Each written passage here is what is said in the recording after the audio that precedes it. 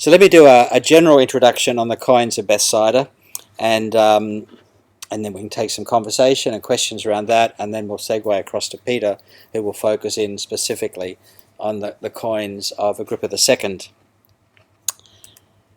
Okay, so I want to start with that line, which I know is a very important passage for some of Peter's research as well. That line in the Gospels where Jesus is being asked whether or not they should pay taxes to Caesar. Now the wording is slightly different in the different versions, and we're all familiar with some of the reasons why that might be the case. But in Matthew's version, which I'm choosing to use, although it's probably not as original as Mark's version, he actually says, "Show me the coin," and that's the wording. So just like you pick your text for preaching and other purposes, I've chosen my translation deliberately for that.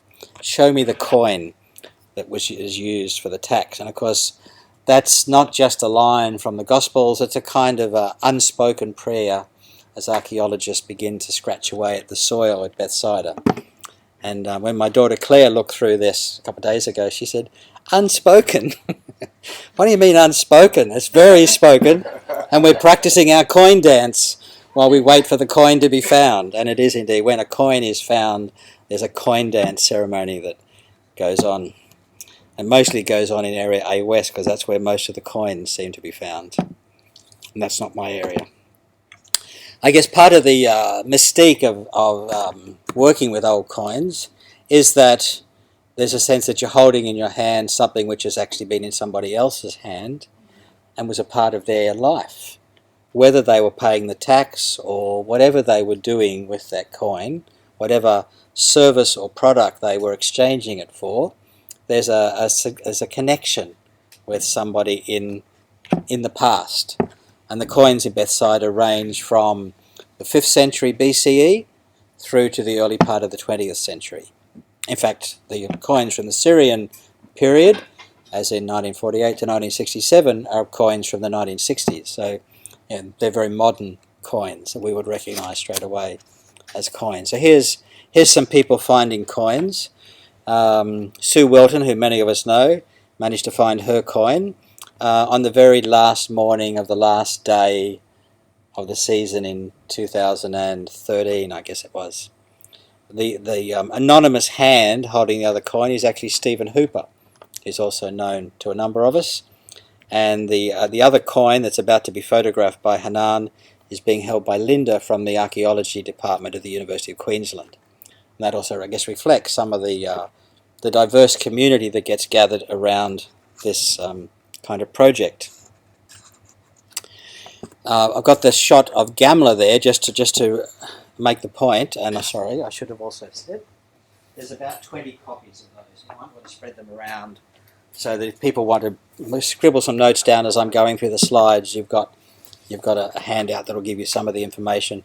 The copy of the paper which is online also has that summary of the handout information on it as well. So if they can just flick around quickly, that'll be good. So the image of Gamla that's there is just to give a speaking point for the principle that while the Herodian societies, the societies in the time of Herod and his immediate successors, Antipas and Philip, were not highly monetized, so a lot of the transactions were not cash transactions. Nonetheless, money was a familiar commodity in that society. And in the case of Gamla, which was a fortress held by the rebels briefly at the beginning of the first great revolt against the Romans, we found a cache of 6,000 coins. So basically the sort of rebels' bank was clearly there and was of no interest to the Romans. They just wanted to capture the outpost, get rid of the occupants and move on.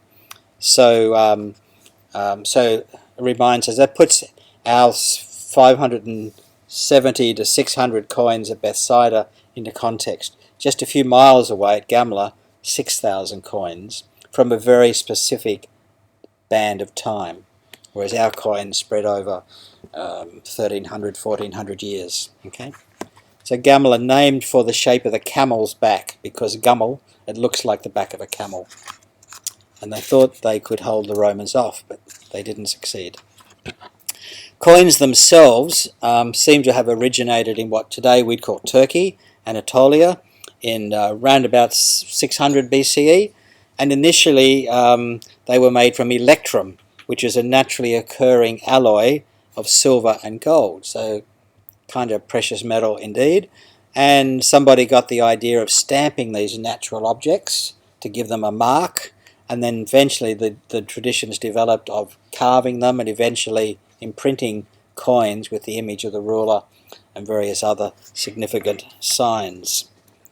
So we find that they very quickly began to, if you like, add value to these objects, so they would not only be objects of exchange but also become objects of imperial control.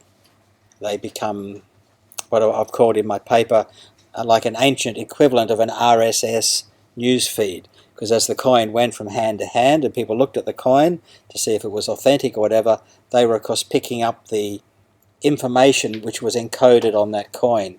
And one of the most important bits was, who's the boss around here?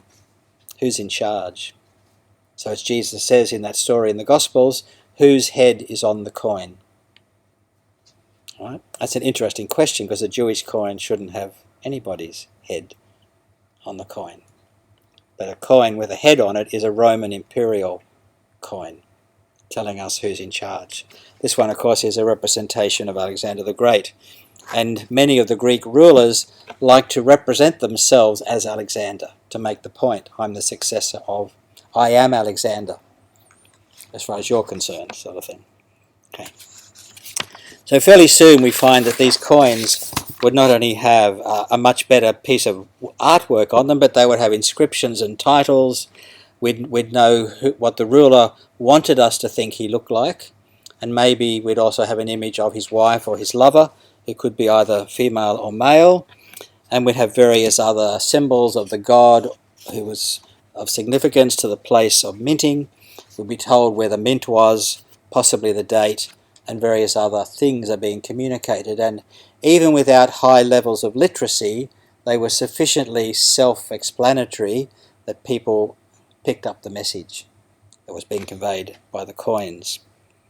So we get told who the issuing authority is, we get a representation of the ruler whose head is on the coin, we get an image or a symbol of the gods under whose protection the city was hoped to flourish, the identity of the mint, the date, and some other inscriptions giving us various information about the city or about the ruler or about some third party, so that, for instance, the Judea captor coins issued after the suppression of the Jewish revolt celebrated the captivity of Judah because Rome won. So, because they were talking about Rome, but they were also commemorating the defeat of the Jewish rebels. One particular fine example of the sort of potential specificity of a coin is this gold coin, which was discovered at Bethsaida in 2010. It's something like 97% gold, so it's a very high quality piece of gold. And of course, gold and silver coins don't corrode. They don't rust. Okay?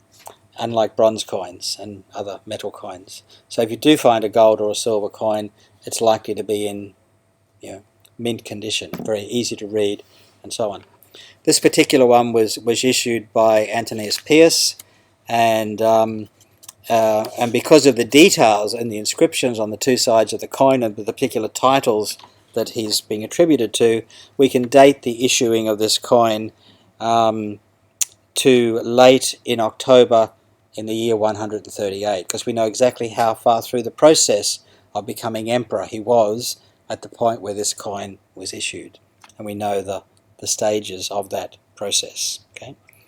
Now we don't always have the luxury of that degree of precision. Sometimes we're happy to say it's a 5th century coin, or it's a late Roman coin, or a Byzantine coin, but very often we can date it to a particular year if the coin A has that information and has survived in sufficiently good shape.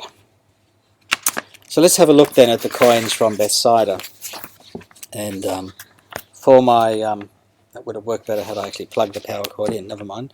I'm sure we'll get at least an hour's battery life.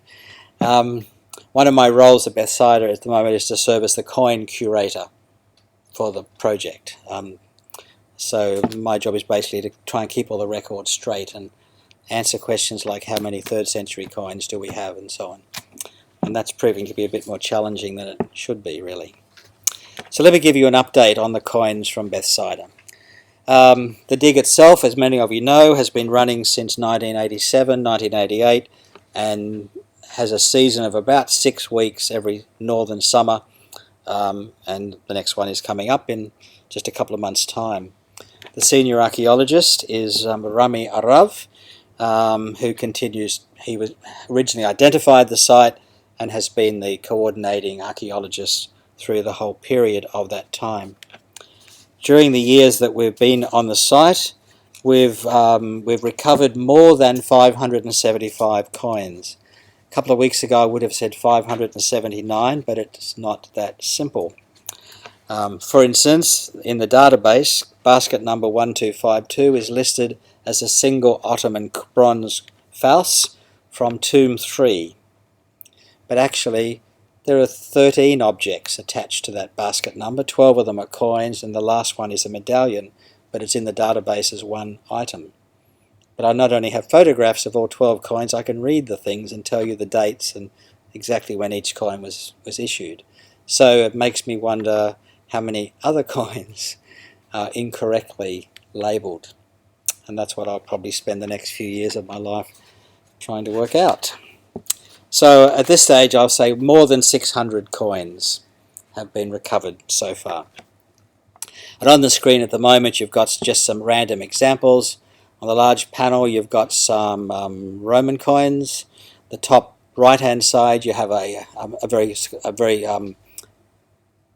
I guess a good example of a fairly common Herodian coin. So when the Gospels talk about the widow's mite, this is it. It's a coin about as big as my little fingernail, a prutar, very small bronze coin, this one, and that's the only coin Herod ever minted. He was heavily into buildings and collecting women and murdering sons, but he wasn't deeply invested in money.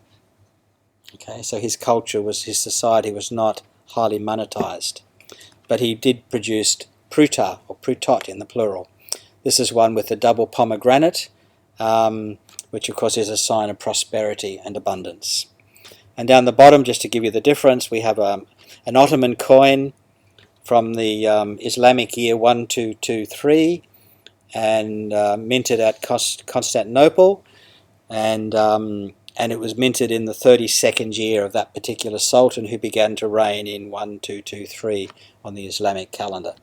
I don't have my conversions well enough in my head to give you the Christian dates instantly, but I have a cute little book that does that for me.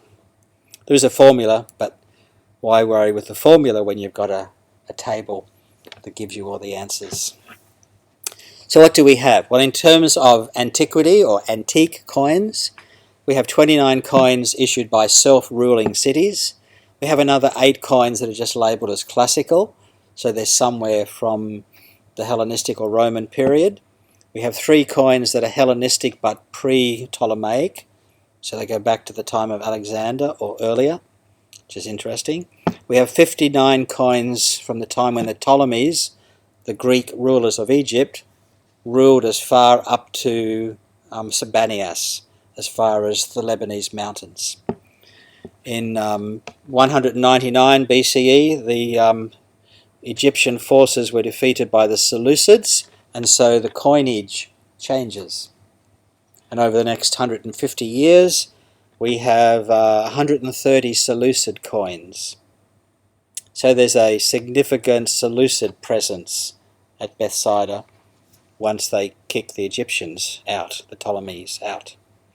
Then the Hasmonean coins begin to appear, but not as many, and a few Herodian coins.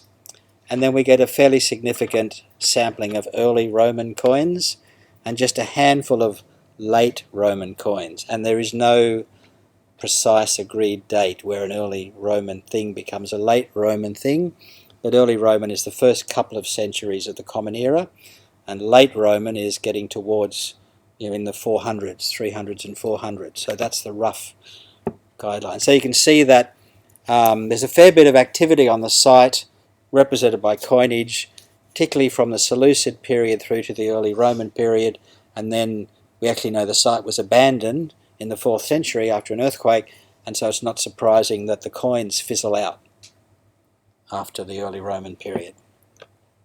We then jump down about 1,000 years to the medieval period, and we have a couple of coins issued from the time of that actually come from Constantinople in the Byzantine Empire period, none of them from last year.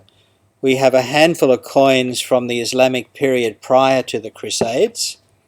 We have 2 Crusader coins, so the Crusaders were clearly not thick on the ground at Bethsaida. And then we have a significant set of coins, mostly Mamluk. 35 of those 46 coins are from the Mamluk period, and the Mamluks are the period directly after the Crusaders are ejected and prior to the Ottoman Empire. The Ottoman Empire is from 1517 to 1918. So then we come to the modern period, which is anything after 1700 is technically regarded as modern. And so we have 98 Ottoman coins from the late Ottoman period, a massive increase in coinage during the 18th and 19th century. So something has changed from 200 years earlier. Okay. We have 8 European coins from the 18th and 19th and 20th century, a couple from Spain, one from Hungary, one from Venice, and so on. One from Holland, Dutch tourist. And we have 7 coins issued by the Syrian Arab Republic between 1948 and 1967. Okay? And there's another 56 coins that are not able to be identified. So what are the things we do, of course, is to see, for those that are identified, where are they from? Because knowing where the coins are minted, that we're finding a location, tells us about connection. So I've just picked out the major mints, and 4% of the total period come from Akko on the coast near Haifa, but that's particularly typical of the Seleucid period, not surprising. A few come from Alexandria in Egypt, about 5 or 6%, mostly during the Ptolemaic period when Egypt was controlling so on.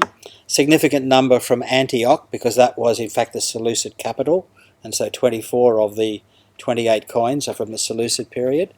A couple from Bostra, a few from Caesarea Maritima. About 10% of the coins are issued from Constantinople or Istanbul, but mostly that's Ottoman period, and mostly 18th and 19th century. 20 coins from Damascus, and they're fairly evenly spread. Okay? And Damascus, of course, is not very far away from Bethsaida. And there's about 11 coins from the Ottoman period that were minted in Egypt. That's in fact what the next screen goes on to show. So 50 coins from Jerusalem, almost all of them Hasmonean. The Herodian coins would include coins of Agrippa II, because he's the last of the Herodians. Bethshan, a very significant city, part of the Decapolis, just a couple of coins. 3 from the Roman period, 1 that's unable to be dated, but it can be identified as from Nyssa Scythopolis. Anybody who can say that word deserves a chocolate bar. Banias, up on the north, mostly Herodian. Couple of coins from Rome, handful of coins from Tiberias, which remember was only founded in the year 18, Common Era. So of course there will be no Tiberias coins in the Seleucid period or the Ptolemaic period and so on, because it's a new foundation by Herod Antipas. And a large number of coins from Tyre, and in a sense this is the very significant historical fact that we are mostly unaware of, which is that the Galilee is the hinterland for Tyre. we tend to think of Galilee as the north of Israel. It's actually the southern backyard of Lebanon. And so Tyre, historically, has always been the most significant city in terms of the Galilee. 1918, the British and French put a nice line on the border, on the maps, and that disrupted that centuries-old, millennia-old cultural connectedness. Remember the story of Jesus and the Syro-Phoenician woman? He's heading up to Tyre, because that's where Galileans go to see the beach. Okay? Well, he's not going to another country. He's just going to the big city on the beach. And of course, just to put things into scale, Nazareth is about 30 kilometres from the Sea of Galilee and about 35 kilometres from Haifa or Akko. So some preliminary observations from the general coins. First off, there are no coins from the Iron Age period because coins hadn't been invented. Okay, so we're not going to find coins. So now that Carl Savage is down to the Iron Age period in A West, he'll get no more coins. Don't go there this year, okay? There's a very clear transition from the Ptolemaic period across to the Seleucid period, which happened after the defeat at the Battle of Panias or Banias in 199. Hasmonean control begins to become a feature of the site after 100 CE, and then that turns in, of course, to the control by Herod the Great and his successors, which for us include the coins of Philip, who's very significant for the history of Bethsaida, and of course the coins of Agrippa that we'll come to in a moment. And we get significant presence in the early Roman period through to sometime in the 3rd century, and then the coin record virtually disappears. But 1,000 years later, it springs back to life, and we have significant Mamluk and then Ottoman coinage from the 12th century onwards. Actually, Ayyub, and then Mamluk, and then Ottoman in the 12th century onwards, and particularly coins from the late Ottoman period, which is the 18th and 19th century. What about the Islamic coins from Bethsaida? These are my particular focus this year as I'm working on the Islamic period of Bethsaida.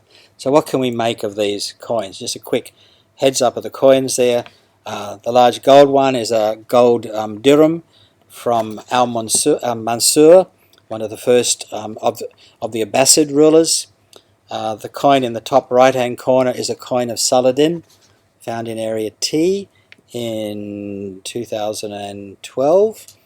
And the coin at the bottom is a Islamic coin from the Ottoman period from Constantinople. And as the Sultan began to reign in the year 1255, and this coin was issued in year 4 of that particular Sultan, whose signature is on the other side of the coin. Okay, so we have some challenges when we're reading Islamic coins, and one of them you can see straight away, they're written in Arabic. They didn't use English, unlike God. Okay. So what are the challenges for studying the Islamic coins is you need to have some working knowledge of Arabic and also an appreciation of the lunar calendar used in the Islamic world, which dates everything from the Hajj rather than from the 1st century on our calendar.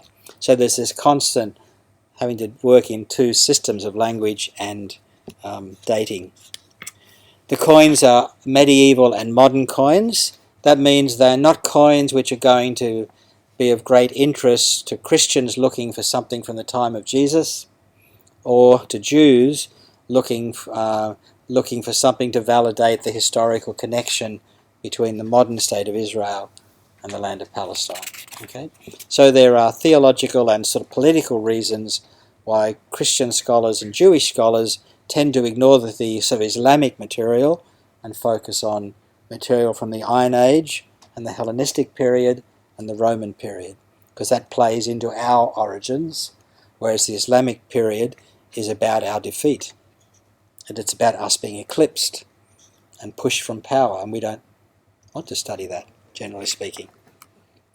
So these are not so relevant to Western identity, although they're actually remarkably relevant to real issues in the world today in terms of politics and conflict between Europe and the Arab world, the Islamic world. So what do we have? Well, this is a table that represents the Islamic coins from Bethsaida, putting them against the major sort of periods of Islamic rule.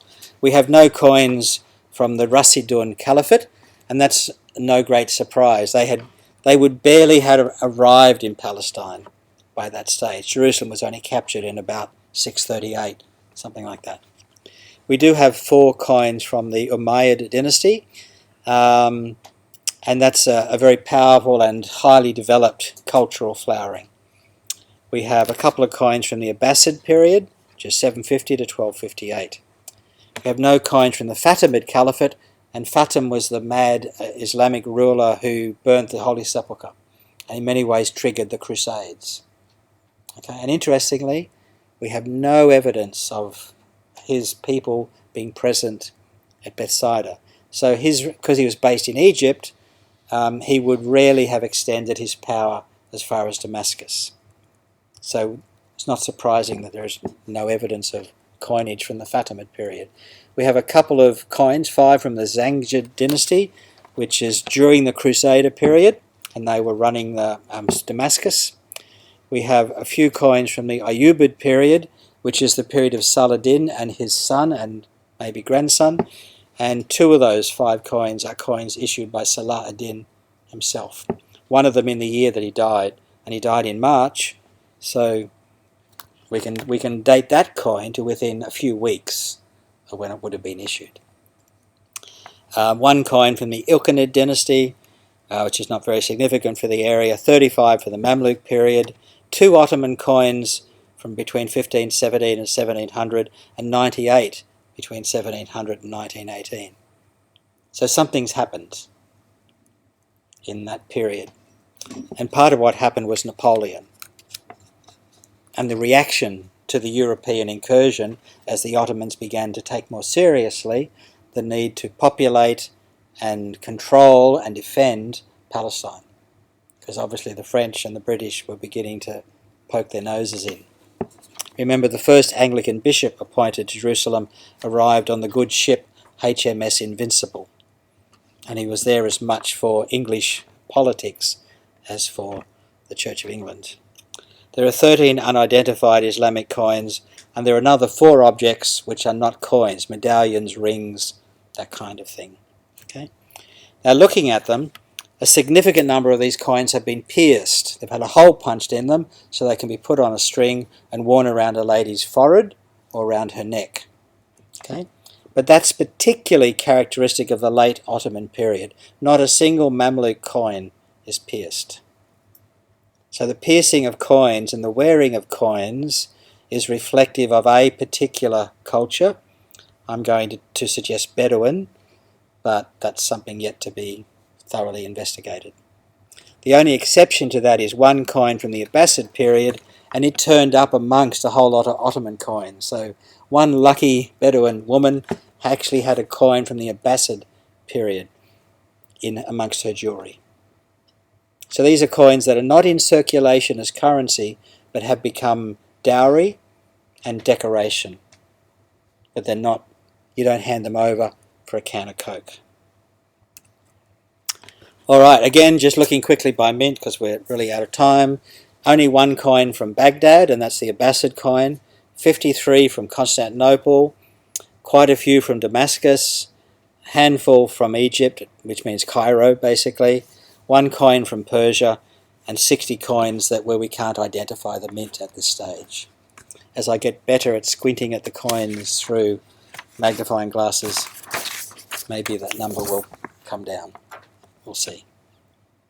Almost certainly many of the unidentified coins are going to be from Constantinople, Damascus and Egypt, because that's where the majority of the coins come from. So again, just to conclude with some preliminary observations then.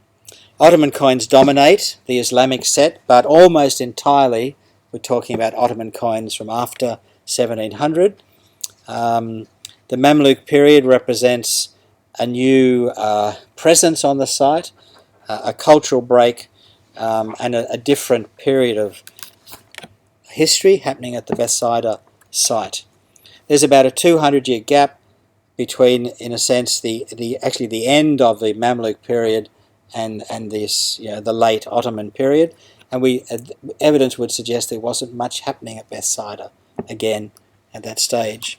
Pierce coins reflect secondary use outside the formal economy, and the significant number of coins from around the time and immediately after the Crusades, the Zanjid coins, the Ayyubid coins, and that's a typo, and the Mamluk coins, are suggesting to me there may be some economic revival at Bethsaida in the immediate aftermath of the Crusades, and that could be connected with what we know as a fairly well documented expansion of agricultural villages in the Jordan Valley at the beginning of the Mamluk period, whose primary crop was in fact sugarcane, because the Jordan Valley and the coast north of Haifa was the major source of sugar for Europe prior to the discovery of the West Indies and the realization they could grow sugarcane in the West Indies and so on. Okay, so and that paper is, if you want the text and more detail, that's available on my academia.edu website. Okay, we've probably got about 10 minutes for questions, and then I'll need to hand over to Peter. Just a few comments, Greg. With regard to the idea that the Jews didn't put human images on coins, that seems to be something that was introduced with the Maccabees and following the Maccabees. The Jews did actually issue coins when they were a province, when Judea was a province of the Persian Empire and the Ptolemaic Empire, tiny little coins. And they often do have human heads on them. So it's interesting that in that early period before the Maccabees, you do find human heads. Yeah, and so the coinage in the Maccabees reflects an intentional revival of distinctive Jewish practices, including the revival of Hebrew as a day-to-day language. And the coins have Hebrew rather than Aramaic and so on as well. So again, the coins are reflective of other underlying cultural and economic realities. All of those Hasmonean coins, as you probably realise, are pretty boring because they have a lot of Paleo-Hebrew inscriptions, perhaps in a wreath or a cornucopia on the other side, and it makes them very uninteresting, unfortunately. To some people. Another comment, you said that Herod I wasn't interested in producing flashy coins. One reason for that, of course, that the Romans would not allow subjugated kingdoms, such as Herod's, to issue gold or silver.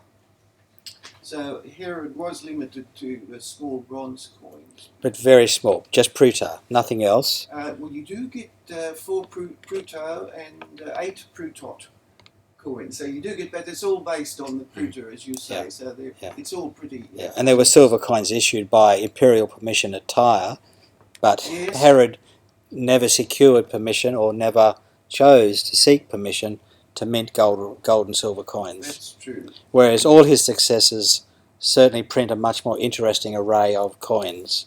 Yes. Archelaus and Antipas and Philip are all putting out coins, as do the Roman procurators, once Archelaus is taken off to the south of France for enforced retirement.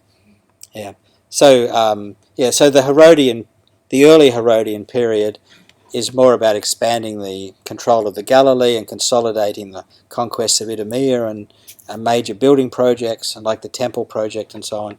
But coins were presumably to pay the workers, but it wasn't part of his, oddly enough, part of his imperial not imperial propaganda, but his own royal propaganda, which was expressed more through the buildings than through the coinage. So whereas by the time you get to his sons, and in the case of Philip, he actually does put his image on the coin, because his population in the north are primarily Gentile. So he's quite happy to put the emperor's image and his own image on the coin. Herod never puts even the emperor's head on a coin. So it's interesting. Yeah. Could you just elaborate a little bit on the coins used to pay the temple Um, that's a whole other conversation. Peter will happily talk with you about that.